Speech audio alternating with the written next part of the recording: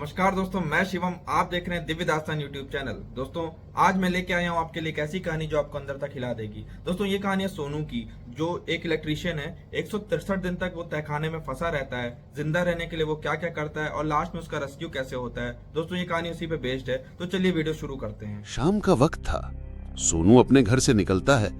Phone पर एक आदमी ने कॉल किया था। भाई, पुराने वाले बंगले में बिजली नहीं है, तार जल गए हैं, देख लो।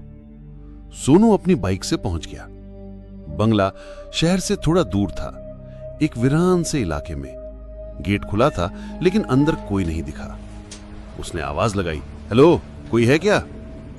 कोई जवाब नहीं आया। घर के अंदर से बदबू आ रही थी, शायद बंद पड़े होने की वजह से। वो नीचे तहखाने में गया। एक लोहे का दरवाजा था, सीढ़ियां नीचे जा रही थीं। हाथ में टॉर्च थी तो धीरे धीरे नीचे उतरा। अंदर गया ही था कि पीछे से दरवाजा जोर की आवाज के साथ बंद हो गया। सोनू दौड़कर ऊपर गया। दरवाजा पूरी तरह बंद था। लोहे का हैंडल हिलाया, खटखटाया, कुछ नहीं हुआ। सोनू को लगा कोई मजाक कर रहा है। उसने फिर आवाज लगाई, भाई खोलो, मजाक मत करो प्लीज। लेकिन बाहर सन्नाटा था। उसने फोन निकाला, नो सिग्नल। बैटरी 65% थी। टॉर्च की रोशनी से उसने तहखाना देखा। पुराना सीलन भरा कमरा। एक कोना था जिसमें धूल भरे लकड़ी के बॉक्स रखे थे। उसने जाकर एक बॉक्स खोला।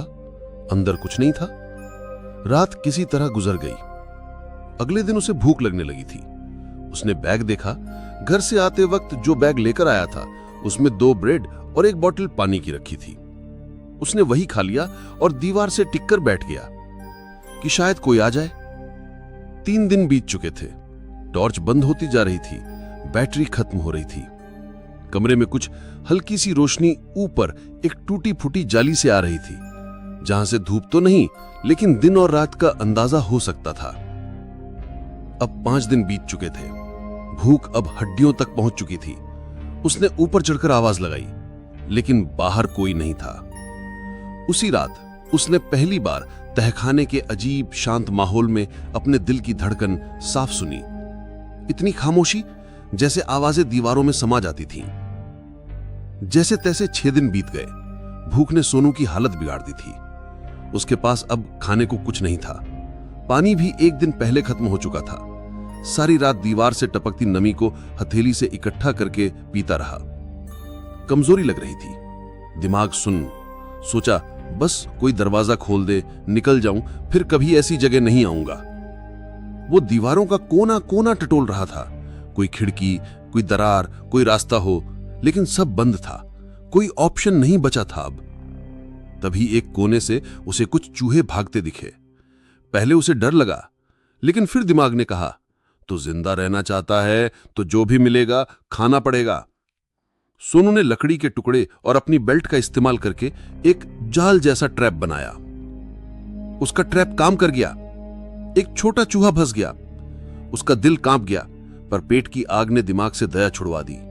उसने चूहे को मारकर पत्थरों के बीच रखा और थोड़ी देर बाद कच्चा ही खा लिया। गंध भयानक थी, लेकिन वही उसकी जिंदगी की पहली असली राहत थी। दिन में थोड़ा थोड़ा चलता, ताकत नहीं थी। हर कदम भारी लगने लगा था। अचानक दीवार पर एक पुराना स्क्रैच दिखा, सेव मी 2011। क्या कोई और भी यहां कभी फंसा था? सोनू की हालत थोड़ी ठीक थी। चूहे से जो एनर्जी मिली थी, अब वो कीड़े ढूंढने शुरू किए।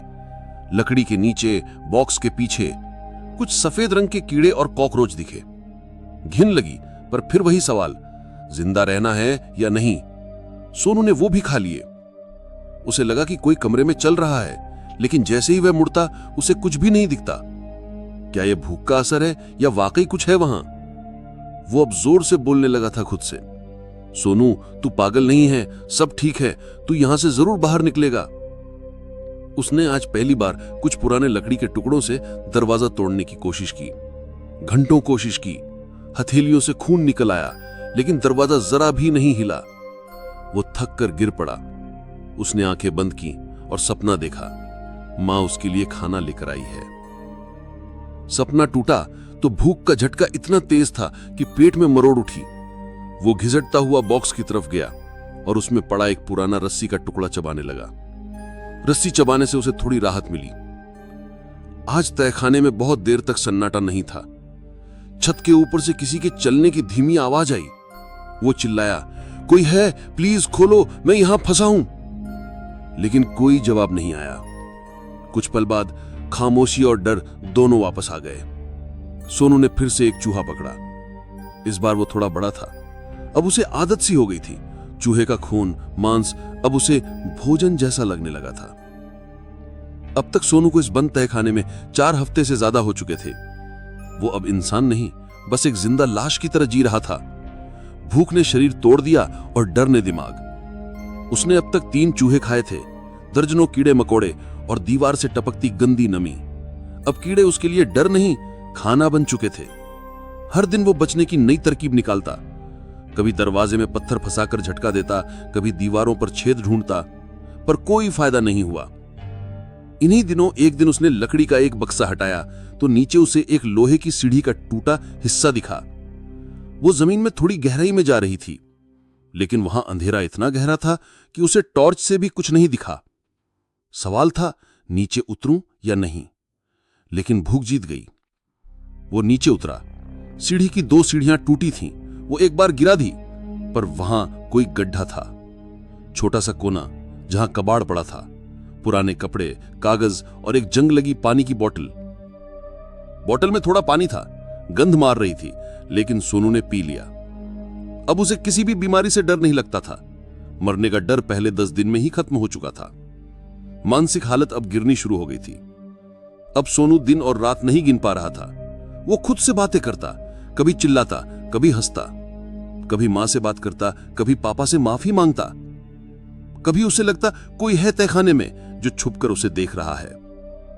एक दिन उसने किसी के चलने की आवाज सुनी, बहुत धीमी, जैसे नंगे पांव कोई सरक रहा है। वो एकदम छुप गया, टॉर्च बंद की, सांसें रोकी, पर कुछ नहीं दिखा। जब बहुत देर बाद उसने टॉर्च ऑन की, तभी उसकी आंखें फटी की फटी रह गईं। दीवार पर किसी ने लिखा था, तू अगला है। 40वें दिन के आसपास उसकी हिम्मत टूटने लगी थी।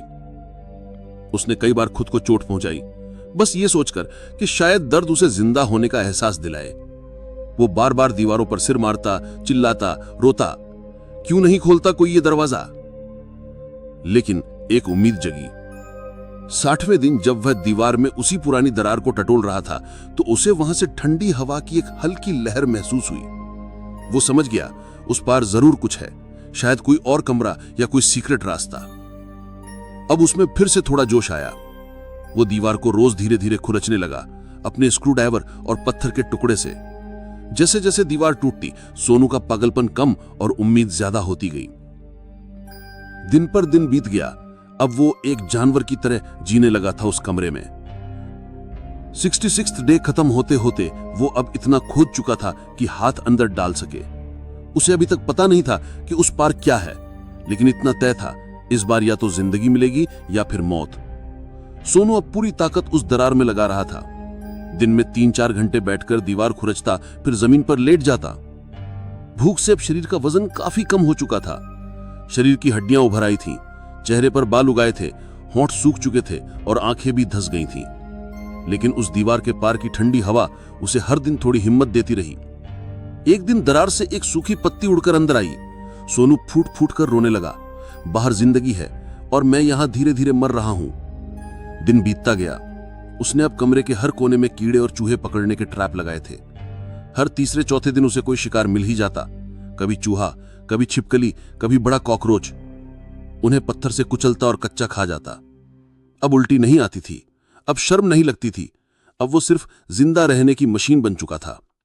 90 दिन बीत चुके थे। अब सोनू का दिमाग अक्सर भ्रम पैदा करता। उसे लगता कोई उसके साथ बैठा है।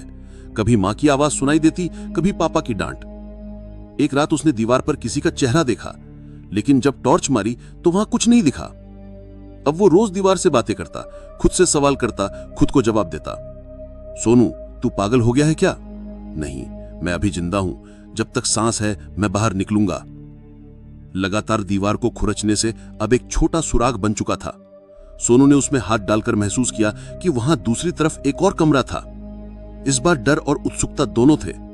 क्या उस कमरे में कोई रास्ता है या फिर मौत? एक दिन उसने कड़ी मेहनत के बाद सुराख इतना बड़ा कर लिया कि वह घुटनों के बल रेंग कर उस पार जा सके। सोनू उस छेद से गुजरा और अंदर पहुंचा। कमरा उससे थोड़ा बड़ा था और उसमें पुराना लकड़ी का बक्सा और एक लोहे का दरवाजा था। बक्से में कुछ पुराने कपड़े, एक टूटी घड़ी और एक डायरी मिली। डायरी पर लिखा था, अगर तू यहां तक पहुंच गया है तो समझ ले तू मेरे जैसा भाग्यशाली है, लेकिन एक गलती मत करना, दरवाजा मत खोलना। और सबसे आखिरी में लिखा था, राजीव 2009। सोनू अब उस दरवाजे को बार बार देखता था, खोलूं या न खोलूं? क्या राजीव की बात सच थी? सोनू ने आखिर वो लोहे का दरवाजा खोल ही दिया। दरवाजा अंदर की तरफ खुला और उसके पीछे एक संकरी सुरंग थी जो सीधी ऊपर जा रही थी। सोनू के लिए यह बच निकलने का एकमात्र रास्ता था। वो सुरंग में घुसा। तंग, अंधेरा और हवा बिल्कुल नहीं। कभी कभी उसे किसी सांप जैसी चीज के रेंगने की आवाज आती थी। कई बार घुटनों के बल चलता, कई बार रुककर दीवार से सर टिका लेता। एक जगह उसे इंसान की हड्डियां दिखीं। किसी और ने भी बाहर निकलने की कोशिश की थी, लेकिन वो असफल रहा था। सोनू अब पूरी हिम्मत से बढ़ता गया। 158 दिन हो चुके थे। सोनू अब जिंदा लाश से भी बदतर हो चुका था। एक दिन उसे सुरंग के ऊपर से हल्की सी रोशनी दिखी। वहां एक लकड़ी का दरवाजा था, ऊपर की तरफ खुलने वाला। उसने पूरा जोर लगाकर धक्का दिया। दरवाजा नहीं खुला। हर दिन कोशिश करता, ताकत नहीं बची थी, लेकिन उम्मीद बाकी थी। एक दिन सुबह रोशनी थोड़ी और तेज थी। सोनू ने एक बार फिर जोर लगाया। कच्ची लकड़ी की पट्टी टूट गई और वो बाहर निकल गया। सामने एक पुराना कुआं था, उसी का ढक्कन उसने तोड़ा था। वो ऊपर निकला। धूप उसके चेहरे पर पड़ी।